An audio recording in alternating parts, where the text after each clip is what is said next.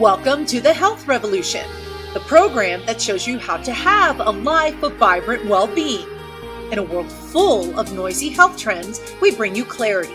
We reveal the science-backed strategies that truly work in a sea of fads. We explore the physical strength, emotional resilience, and mental mastery. These are the keys to an enriched life. Join us for inspiring interviews with champions who've conquered life's health challenges. Are you ready to unlock your potential to live with vitality and purpose? Then join the Health Revolution. I'm your host, Adriana Morrison, health and fitness expert, speaker, and a mom who understands. Let's embark on this transformative quest. Together, we're about to change the game starting now. The information provided in this show is intended for educational and entertainment purposes only. Viewers should use their own discretion and consult with a healthcare professional for personalized guidance and recommendations. Welcome, everybody. You are watching the Health Revolution, and we're so thankful and grateful that you are joining us today. I'm your host, Adriana Morrison, and no matter which way you're coming into us, please don't forget to hit the subscribe button because we want to stay connected to you. Also, at the bottom of your screen, you will see a show episode note tab. Make sure that you pay attention to that. There's going to be important information about today's episode. And getting right into it, it's all about optimal living, where it's not only the physical strength of what our bodies can do to move better, but it's the emotional resilience and the mental mastery. And along the way in life, oftentimes we are facing adversity, and sometimes it's in the form of bullying, or it's in the form of the challenges that really push us and make us feel as though we've got to rise above whatever adversity that's in front of us. Today, we're going to talk about that mental mastery. My guest today is someone who is an incredible woman, who is an expert and an author and a speaker. We're going to get to know Carolyn Skowron. And first, let's watch this. Let's get to know her. Meet Carolyn Skowron, a public speaker, author, and advocate for strength and resilience. After struggling with self-doubt and bullying for years, Carolyn's life took a transformative turn following a life-threatening car accident. This pivotal moment gave her clarity and helped her reclaim her voice, inspiring her to write Unbreakable. Her book is a powerful testament to her journey from brokenness to wholeness, and today, Carolyn empowers others to embrace their inner strength and self-worth. Carolyn Skowron, welcome to the show. How are you? Thank you so much for having me. I'm great. How are you? I'm doing fantastic, and I'm excited to spend time with you. You know, I'm curious that you've talked about, and in the video we were highlighting some of the adversities that you have experienced in your life. How did you get from that point in your life to where you are today? What were some of the things that truly changed the trajectory of who you are today? I think a huge part of who I am today is because of the trials and tribulations I've had to go through. I had to deal with a lot of bullying, trauma, and then when I was in 2020, I was in a life-threatening car accident that really kind of just gave me a whole new perspective on life. And I'm forever grateful for being able to use my voice and help those who can't, because I know that struggling silently is something that can happen to a lot of people, and it surely did happen for me. You know, and I can't help but ask, when those moments happened, the car accident back in 2021, was it something that it took you by surprise how long it took to recover? And was the recovery emotionally completely different from, say, the physical injuries that you went through? Yeah, definitely. I mean, I think that a lot of the, injuries that I went through, they were definitely very hard, and it was a lot to deal with. And, it definitely required to take a lot of time to really heal and stuff. But I think that because of that, I also, was struggling with the fact that I could have almost died. And just the fact that I was able to make it out of there, I feel so grateful that I was able to make it out of there and to be here today, to be doing what I'm doing today. But yeah, that's kind of really where I would like say. So the backstory behind how you got here, were you always someone who just you had a strong foundation? Were you someone who struggled? I know we talked about the bullying, and I'm assuming that that came from school or maybe local settings. Was any of that something that was just a part of a long chapter in your life? Was it a surprise to you? What did that look like? I think bullying took a huge part of my life. And I think that with that came internalizing what the bullies would say. I got a death threat when I was in third grade. So I really have struggled a lot with my self worth from a young age. And because of that, I just really want to be able to show that I can overcome it. But it was hard. I definitely think it took a huge part of my life for me to realize that I was able to get through these hard situations and come out on the other side. And school is such a, it can be such a volatile time. It doesn't matter today or say when we were younger. I can recall that there was, I experienced bullying in middle school, which, of course, middle school is quite the bear for so many people. Was it something, did you have the support back then, or was this something that you had to face later on in life and just reflect and then learn from in your adult years? I have the most supportive, amazing family. I'm so blessed to have them. They're the best. My mom, dad, and sister, we all have been very close. But, I feel like growing up, I kind of had that security of them. And I always had my parents to talk to. But I just, after getting bullied all day, I just like coming home and just not saying anything. So I did keep a lot of things to myself for a while, which I do think was very detrimental to my mental health because I was not speaking about what was truly going on. I think a lot of what I've gone through in my early years has completely shaped me today because by getting bullied at a young age, I see how kids can act. And I would never want to ever hurt someone in that way or make someone feel the way that they have made me feel.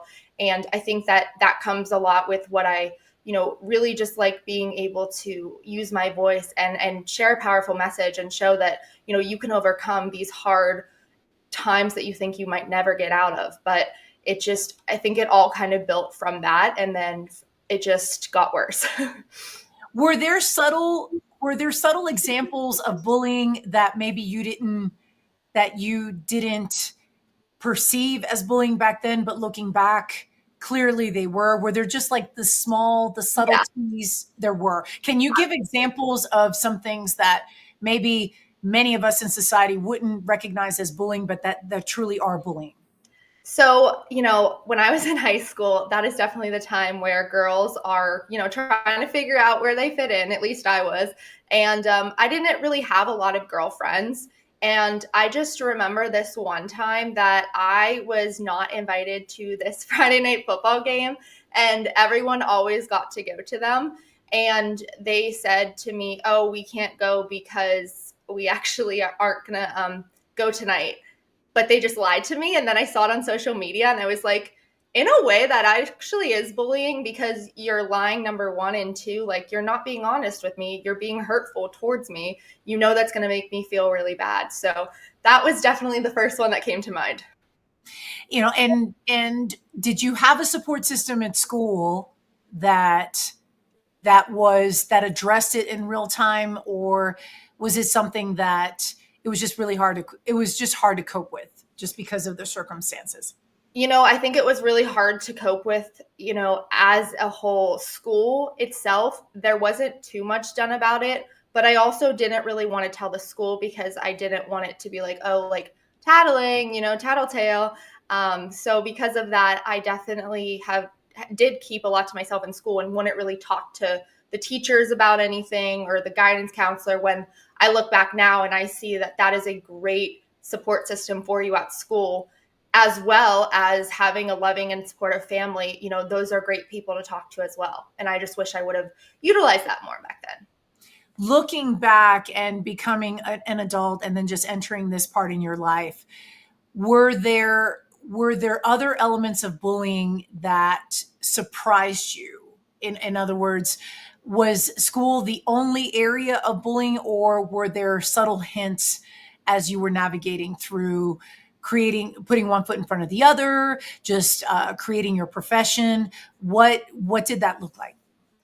I think, from a young age, a lot of kids do get really ridiculed and bullied. And I think that it's been something that, it looked like this feeling of just like not feeling good enough and not feeling like I belong and feeling like I'm just like nothing. And I think that, it all kind of goes hand in hand when you think about it. And I really just wanted to like escape the world back then. I was struggling a lot because I think a lot of the things that I really struggled with was validation from others. And I see kids today get bullied and unvalidated by people, and it makes me so sad because I'm like, I understand what that feeling's like because I dealt with it for a very large part of my life.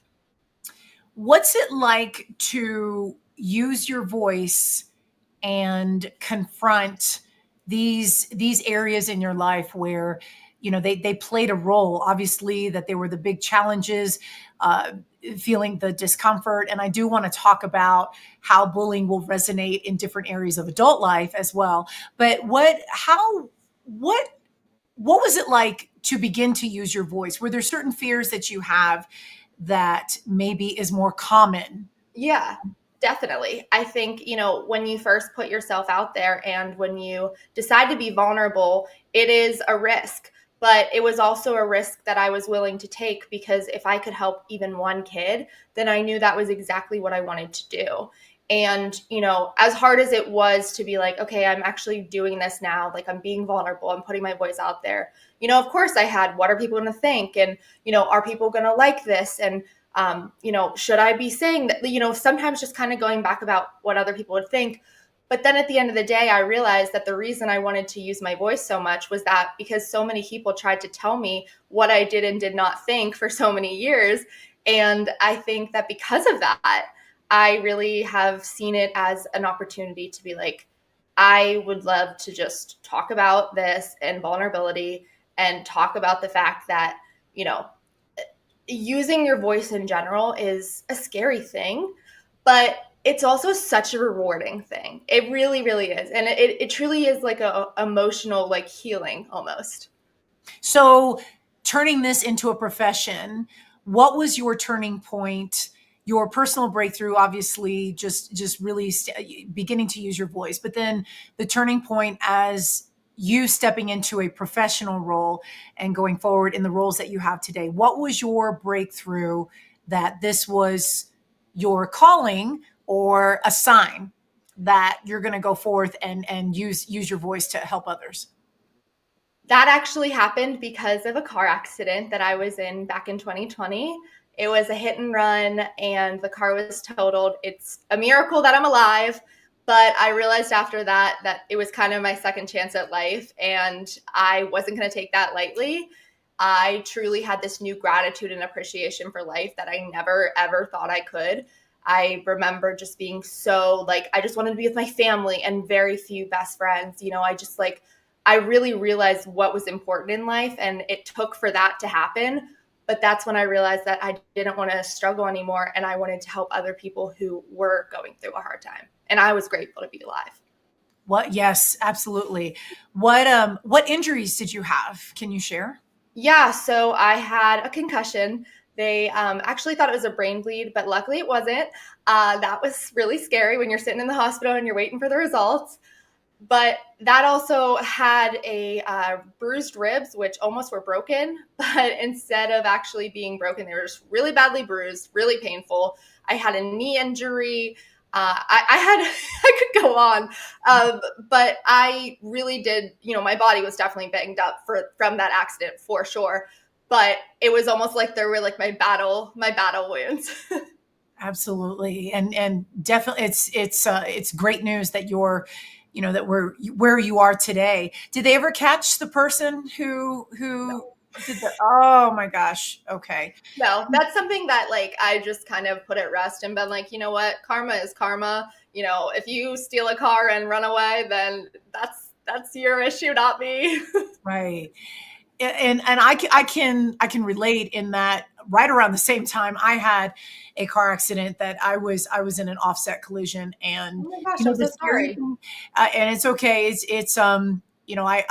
I had some injuries too. However, they I think over time it took about 6 months to heal, but I think the emotional scars, I do believe, play a role. You run through the what ifs, how you're healing afterwards, the just the mental scars that are there, and sometimes it just makes you a very nervous passenger when someone else is Yeah, behind. PTSD is a real thing. I really do. I still sometimes even have PTSD. If I'm sometimes driving myself and a car comes out from this way really fast, I'm like okay. Then I have to like deep breaths and like it's okay. You're fine. Just keep driving.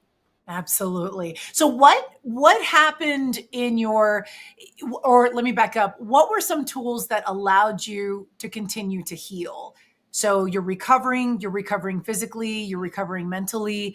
What were some tools that really made a difference for you? My therapist, honestly, I think that I found a therapist that I absolutely love. And I think it's all about finding the right therapist for you. And, being able to talk to her and tell her, how I was feeling, just the emotional roller coaster I'm going through. It's so healing to be able to talk to someone about it that's like not in your everyday life, because it just gives you this chance to just say everything and not hold anything back. And I really think that was a huge part. But the biggest part of my healing, I truly think, was learning how to, be grateful for this life and be so just happy and ecstatic that I could have this life. And practicing gratitude every day is something I always, always, always try to do, with being like, this is what I'm grateful for. Like, this is what I have, not what I don't have. I'm going to focus on what I do have. And that, changed my perspective a lot, as well as writing. Writing definitely played a huge part in my healing that I never, ever would have imagined was the answer for me. So writing being the surprise out Mhm. of your outcome. Was there Yes. anything else that just that was a surprise to you, or maybe that you didn't expect on your in your road to recovery? Was there anything that just was part of the landscape that you didn't see coming? My sister, she just showed up for me in so many ways. And I actually graduated in the pandemic, and I didn't get to graduate. And she made the surprise ceremony at home when I was still healing and all this stuff. And it just was so special. And I will never forget that. And that was just such a like, I was like, Mom, did you do this? She's like, no, this was all your sister. I was like, what? That's Shout fantastic. out Jordan. That's fantastic because that shows appreciation, and that shows that you're being valued, Yes. and Yes. that does wonders. So going forward, and I know we're going to talk about your book because you became an author. What was the one message that you felt you needed to convey in your healing as you began to craft your path and use your voice this way? That's a hard question, but I would say it really, being able to say, this is okay to not be okay. It's okay to not be okay.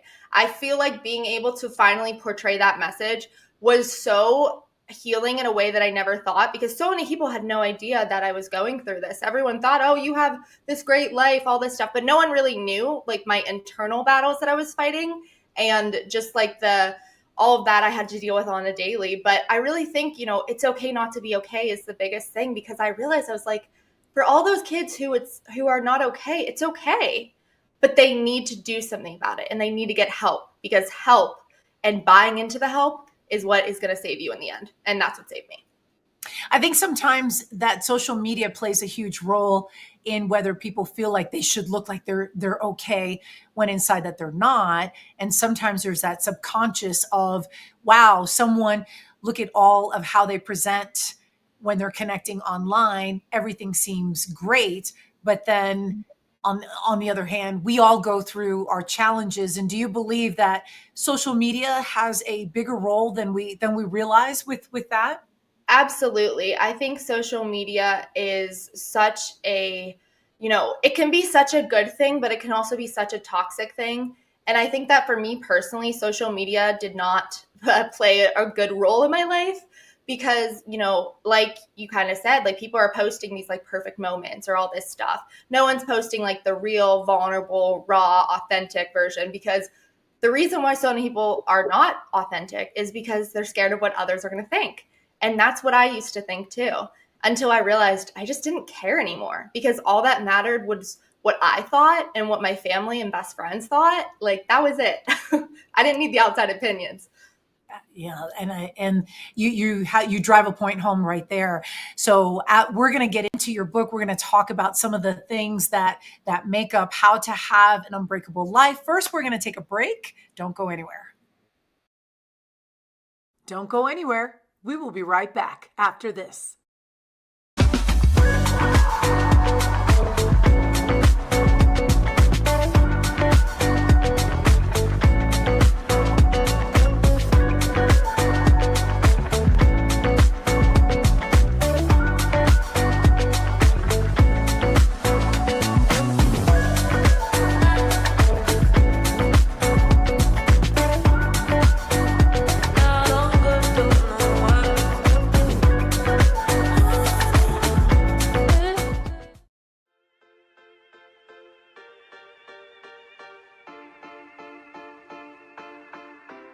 Hi, I'm Adriana, and welcome back to Fit Bites. Today we're talking about cholesterol, what it is, and how to manage it for better heart health. Cholesterol is a fatty substance found in your blood. Now, while your body needs some cholesterol to build healthy cells, too much of it can lead to plaque buildup in your arteries, increasing your risk of heart disease and stroke. Now, there are two types. There's LDL, or bad cholesterol, which can clog your arteries, and then HDL, or good cholesterol, which helps remove excess cholesterol from your bloodstream. To keep your cholesterol in check, start by making healthy food choices. Focus on foods high in fiber, like oats, beans, and vegetables, which help lower LDL levels. Replace saturated fats found in red meat and full-fat dairy with healthier fats from nuts, seeds, avocados, and things like fish. Exercise is another powerful tool. Regular physical activity helps to raise your LDL, or good cholesterol, and lowers the bad kind. Now aim for at least 30 minutes of exercise most days of the week. Now finally, if needed, talk to your doctor about medication that can help manage cholesterol levels. By staying active, eating well, and keeping an eye on your numbers, you can take control of your cholesterol and protect your heart. Stay tuned for more Fit Bites with Adriana.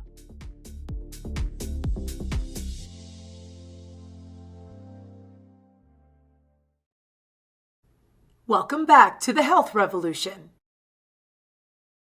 Our guest today is Carolyn Skowron, and we are talking about the face of finding strength in the face of adversity. And, before the break, we were talking about your professional breakthroughs, the personal breakthroughs that you have. And I'm curious about where your level of self-worth was as you began to grow your voice and face some of these adversities. What did you find was your takeaway in finding your strength?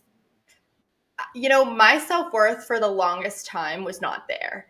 And I think in a sense, my book gave me it back because I realized I was like, I can do this. I can make it through this. And, I think people tie, their worth so many times to a person or a thing or whatever it is. But it's like, at the end of the day, your self-worth is all about what you think about yourself. And I've thought negatively of myself for years until I realized, and until, the writing happened, that wait a second, I'm really proud of myself. I'm awesome. I'm cool. I can do this. And it's just like, not even like being cocky. It's just like, I know I can do this and like, I can get through these times. And if people are not going to want to be in my life, then that's their problem, not mine. It just a whole new perspective that I never would ever have thought before. And it definitely did happen, in that time frame of, the book, because I was so proud of myself. I was like, I did something that I thought I never would have been able to do. I find it fascinating that it doesn't matter how old we are, that this is a commonality that we can look at someone who has just led a long and full life, and yet there are moments in which self-worth is questioned, and the self-doubt has peaked here and there along the way. What are some commonalities that you've seen just across generations that we struggle with, that maybe we don't pay as much attention to, that we should pay attention to? You don't have to be perfect. I think that's so important, that people understand that perfection's not real, and that, trying your best is one thing, but I feel like when you put all that pressure on yourself to be perfect or whatever, it's going to end up making you more upset, because you will never be perfect. No one will ever be perfect. And I think it's just like so important to keep that in the back of your head, because then when you make a mistake, you're like, okay, I messed up, but I'm not perfect. And it just gives you this whole like grace for yourself. So that's definitely one of them. So, and I agree with you too. I think that we remind ourselves, and we know that we're not perfect, but then they say that comparison is the thief of joy, and it's so hard not to. And as you've grown into this professional role, what are some things that you've noticed that we need to be mindful of as we are just being individuals, staying true, and not letting things get to us to where they chip away at our self-worth? Definitely. I think, the first thing is coming to terms in your mind with not caring about what other people are going to think of you. Because I think when you get that out, at least for me, all my authentic friendships, all my authentic people came in my life. And I think that that's something I didn't really realize was so important before, was going to be something that was going to help build friendships, but also like it was going to make me realize, wait a second, they love me for me. I don't have to put on a show. I still have self-worth, because people are seeing your self-worth in yourself, and they want to be around that, and they want to be friends with that. But I think that the problem is these days is a lot of kids, of what I've seen, is that they're constantly, like you said, comparing themselves. They're on social media all the time. They are just getting more depressed and anxious. And, it makes me sad, because I know what it's like. I have been there, and it's not something I want anyone to have to experience, because, I think something about self-worth that we don't realize is that you put all this pressure on yourself, you think, but then when you go to bed at night, you think, wait a second, I did the best I could today. That's all that matters. And as long as I did that, I'm going to go to bed sleeping at night very nice and peacefully, because I know that I did everything I could to try my best. One conversation that I've had a little while ago, and I just find this part fascinating. I just want to get your take on it. I think that, with all technology that we have and how advancing our society is, we still have an issue with communication. So it seems like the more advanced we are, the more of a communication breakdown we seem to have, and that's not necessarily matching. And what's your take on why that's the case, and your peers, and then just intergenerational? Why is there such a communication gap to identify this area, the level of self-worth and the value that we see in ourselves? I think it really all goes back to the fact that in society today, these kids are on social media to try to get a certain image out there. And I think when you don't get that image out there, you're like, wait, people aren't getting this? People aren't communicating with this? But I think that the biggest issue with communication between really everyone is the fact that we aren't vulnerable enough as a society. We don't share our stories as much as we should, because by sharing your story and by opening up that vulnerability, you're actually providing maybe and could be helping someone else, and you didn't even know. And I think that that's the really great part about what I do, is that I could make a video and it could help even one person, and I would never know. But it's just amazing to be able to like do that and have that power to do that. But I think that the communication really comes back to social media has desensitized these kids. They don't know how to talk to each other anymore. And, then adding on adults, I mean, let's be real, everyone who's a, millennial, Gen Z or whatever, they'll tell you that, there's apps out there now for people to even date because people can't communicate, and then they'll communicate over the messages. And then in person, they'll be like, what? But yeah, I think that's definitely a huge problem, is the lack of vulnerability, the lack of communication, of people being willing to communicate. I think that also comes down to you have to be willing to say, okay, wait, we need to have a conversation about this, and just opening up that conversation in the first place. So how do you define resilience? What is your personal definition of resilience? I think resilience is being able to go through hard times in life and come out even stronger on top. I think that resilience is something that's all about being able to overcome the impossible.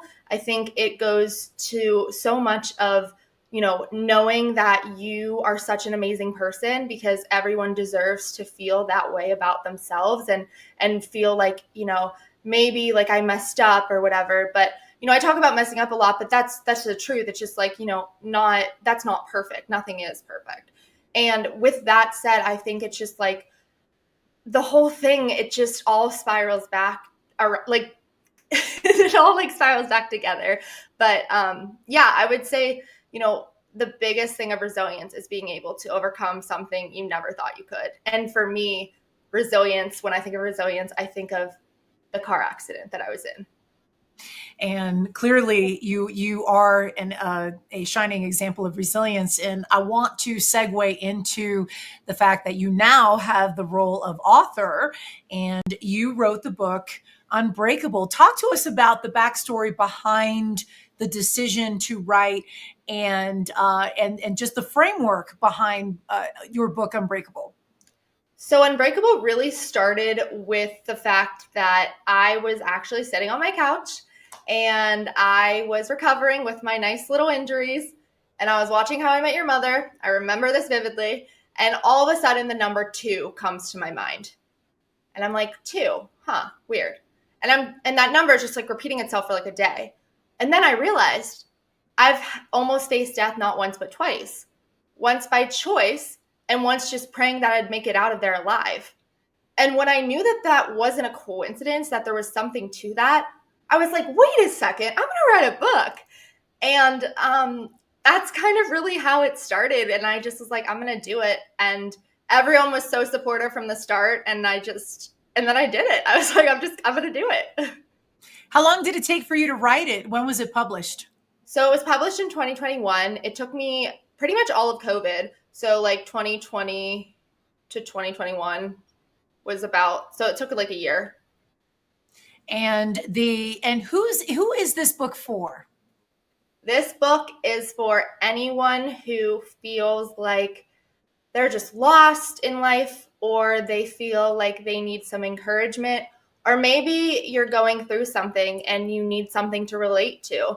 I have gone through quite a lot of experiences that hopefully can help other people, because they're like, wait a second, if she's gone through this and I'm going through it, I'm not alone. And helping people feel not alone. So really, this is for anyone who is struggling with their mental health, but also, one thing I will say too is it's also for parents, because I think that a lot of kids are not as open with their parents. At least I wasn't. And I think that just being able to educate themselves more and know a little bit more about what like their child could be going through, and understanding, some things and putting the pieces together, I think it could be helpful for parents as well.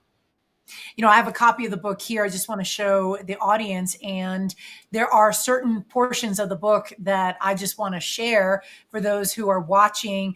On here, page 113, this is chapter 8. Real quickly, I love where you say, every decision we make, every interaction we have, everything incurs consequences. Each choice you make can have an impact on your life.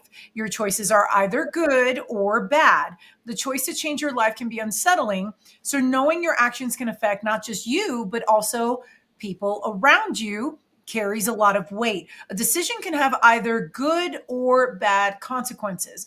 It is vitally important to realize this so you can make wise choices to live life to its full potential. How much do we struggle with that in society?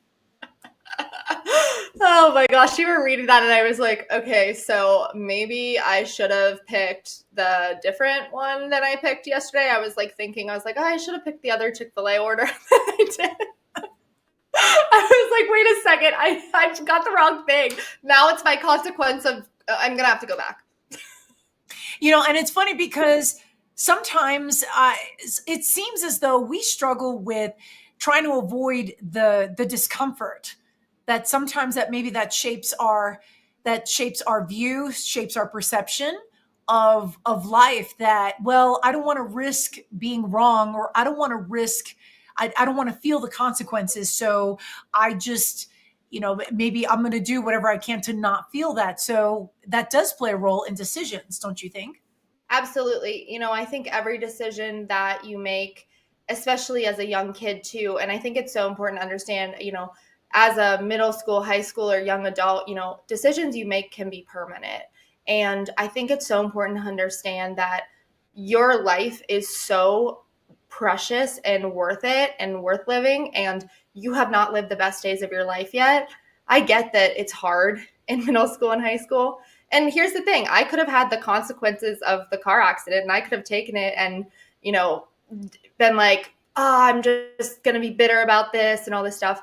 But from that choice of being in that car, I was like, wait a second, no, we're going to make this positive, because my whole family, my whole life, all about positivity and being kind to everyone.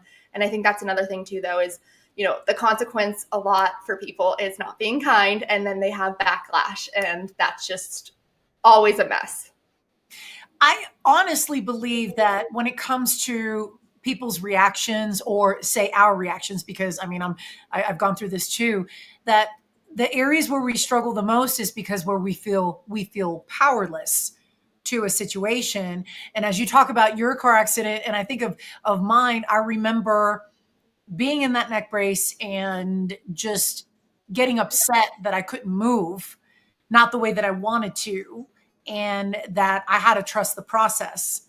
And so in doing so, I was very antsy in the pantsy. I just wanted so badly to hurry up and heal and get better that I became a sourpuss. There were times where I was not fun to be around. And I honestly think that where we feel the most powerless, or our perception that we have no power, no control over a situation, that's where the emotions get riled up.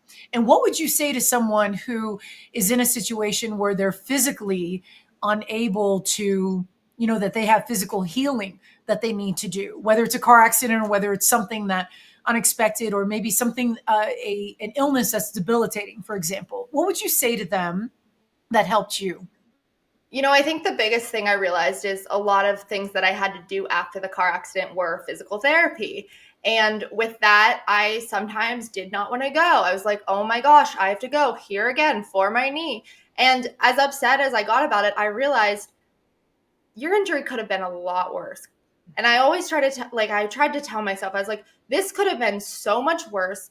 You could not have been able to, you could have it could have gone so differently.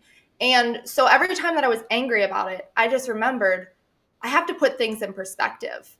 And I think that putting things in perspective helps us think differently of, okay, let's talk about how maybe we can make this more positive. And yeah, you don't want to be doing this right now, but in the long run, this is going to benefit you. And in the long run, you're going to heal even stronger from this.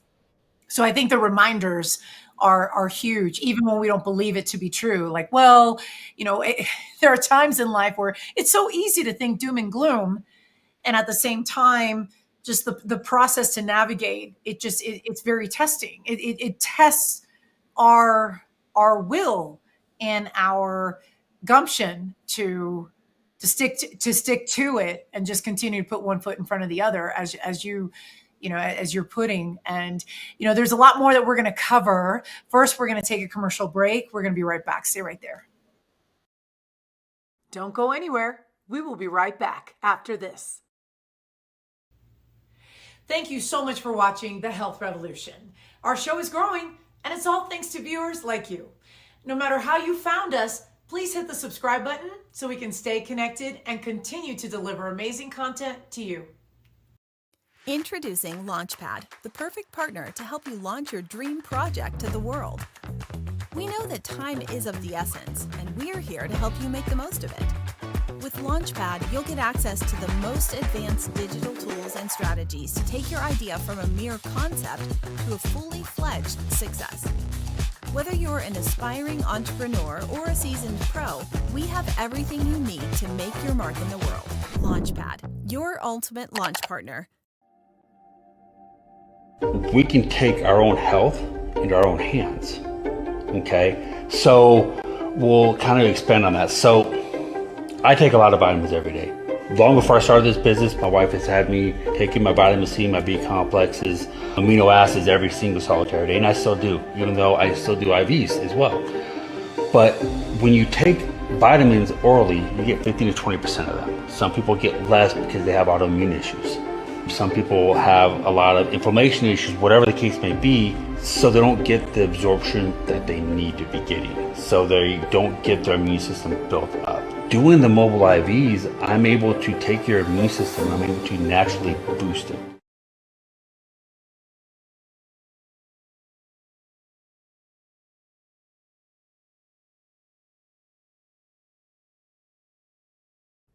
Welcome back to The Health Revolution. We are talking about finding strength in the face of adversity and all things that apply that we come across in our lives. Our guest today, Carolyn Skowron, and she is an author, public speaker, and just sharing a bit of her story. And then, of course, excerpts from her book, Unbreakable. I'm curious, Carolyn, how do you balance strength and vulnerability in all areas of your life as you're making your way in these roles that you now hold? I think that strength is vulnerability. And I see so much of like, you're strong, you're going through this, but you're being strong and you're sharing why you're upset right now. When 10 years ago, I wouldn't have done that. I think just being able to find strength within myself to be like, listen, I know that I'm going to make it through whatever I'm going through. And I think that just being able to be strong mentally and physically is really important to me, and for sure is something I try to implement into my life every single day. What is some of the feedback that you've gotten from those who have read your book and that really dove into the word with how you put pen to pad? What's been the reaction that you've heard? I have this one really stood out to me. But this woman actually reached out to me and she said, like, she read the book. She was in her 40s, but she was like, I related to this so much. And she also said that something that really stuck out to her in the book, no one deserves you more than you.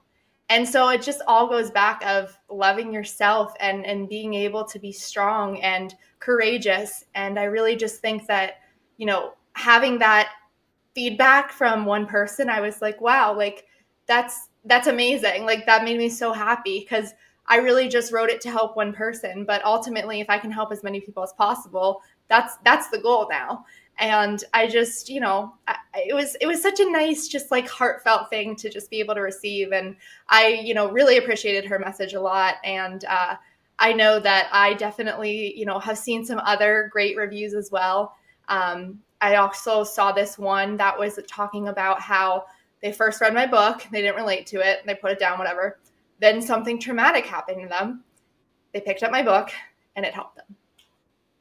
And that's a powerful tool. And one of the things that I'm picking up from what you're saying is no one deserves you more than you.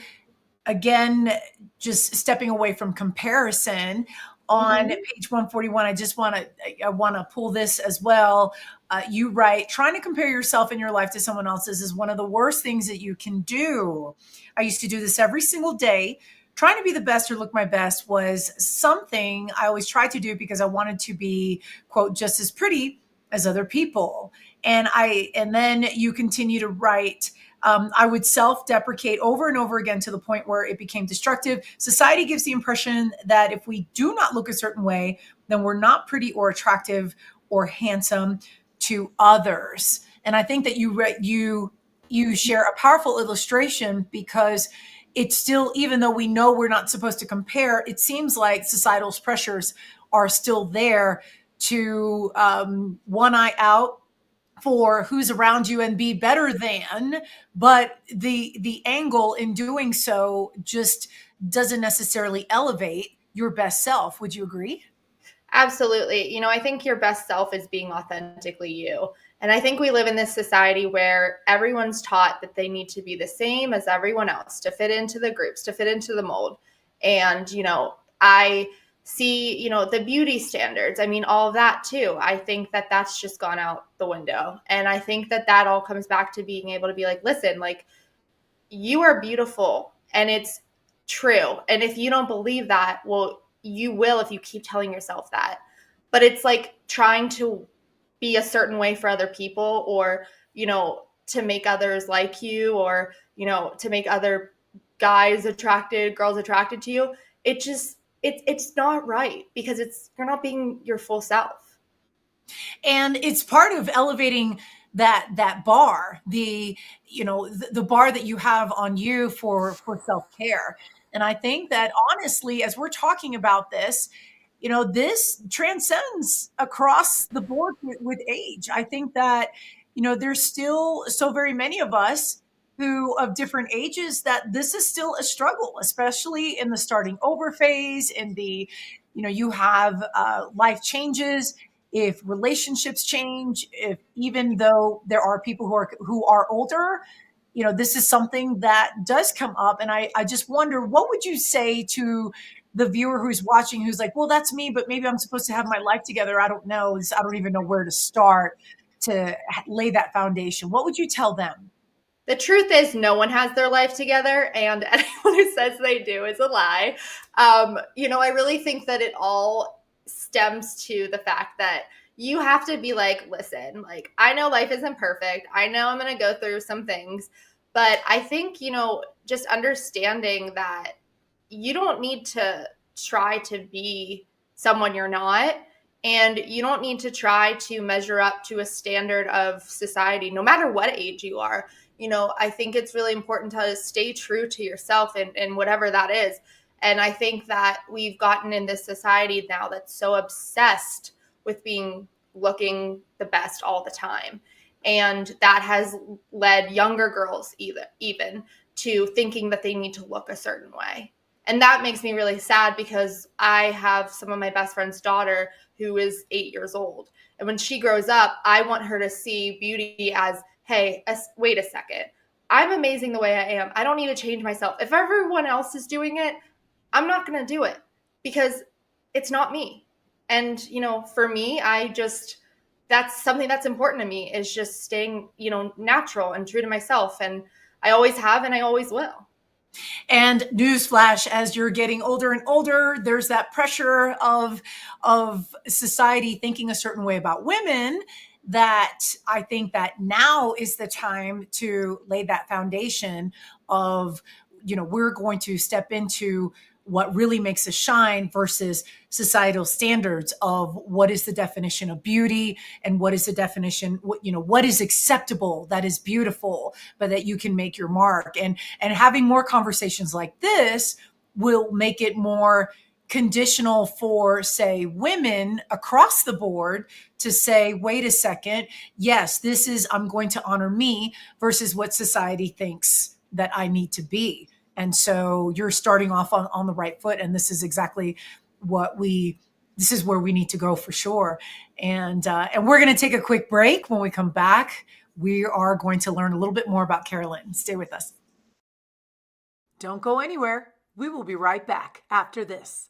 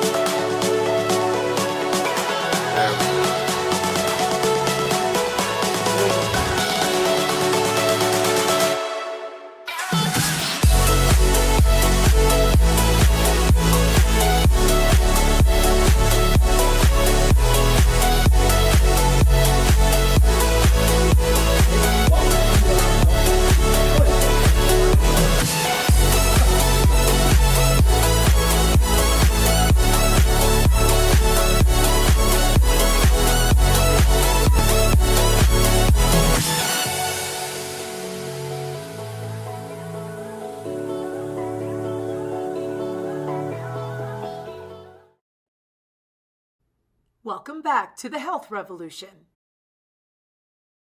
We've been spending time with our guest today, Carolyn Skowron, and she is an author and a public speaker. Carolyn, where can we find you in the virtual space?